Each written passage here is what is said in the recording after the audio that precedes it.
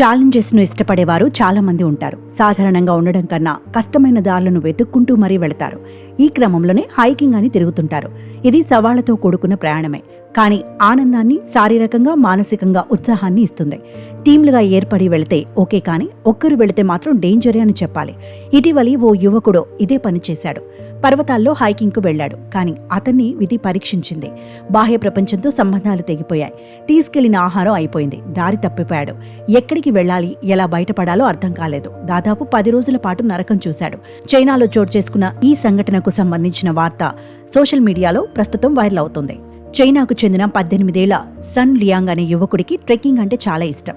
ఈ క్రమంలోనే అతను ఫిబ్రవరి 8న హైకింగ్కి వెళ్లాలనుకున్నాడు.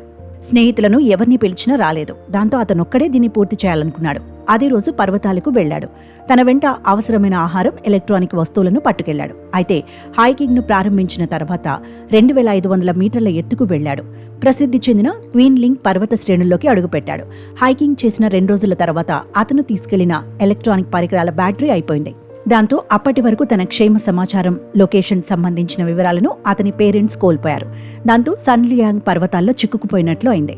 దిక్కుతోచని స్థితిలో ఆ యువకుడు ఒక వాగు వెంట కిందకు నడవడం ప్రారంభించాడు.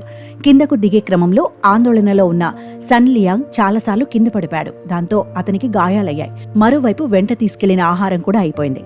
1-2 రోజులు వాగు నీళ్లనే తాగి సరిపెట్టుకున్నాడు. కానీ ఆకలి విపరీతంగా వేయడం మొదలైంది. దాంతో అతని దగ్గరున్న బ్యాగ్ను మొత్తం వెతికాడు. తినటానికి ఏమీ కనిపించలేదు. ఒక టూత్ పేస్ట్ మాత్రం ఉంది. పదే కింద పడిపోవడంతో అతని కుడి చేతిలో ఎముక విరిగిపోయింది. దాని నొప్పి భరిస్తూనే ముందుకు సాగాడు. నీళ్లు తాగడం, కొంచెంగా టూత్ పేస్ట్ తింటూ రోజులు గడిపాడు. ఇక సన్ లియాంగ్ అదృశ్యమయ్యాడని అతని తల్లిదండ్రులు అధికారులను ఆశ్రయించారు. వారు గాలింపు మొదలుపెట్టారు. హెలికాప్టర్ల ద్వారా గాలింపు చర్యలు చేపట్టగా అతను తప్పిపోయిన 10 రోజుల తర్వాత ఆచూకీని కనిపెట్టారు. అప్పటికే సన్ లియాంగ్ బాగా బలహీనపడిపాడు. వెంటనే అతన్ని ఆసుపత్రికి తరలించి అవసరమైన చికిత్స చేయించారు. కాగా 10 రోజుల పాటు నరకాన్ని చూశానని సన్ లియాంగ్ పేర్కొన్నాడు.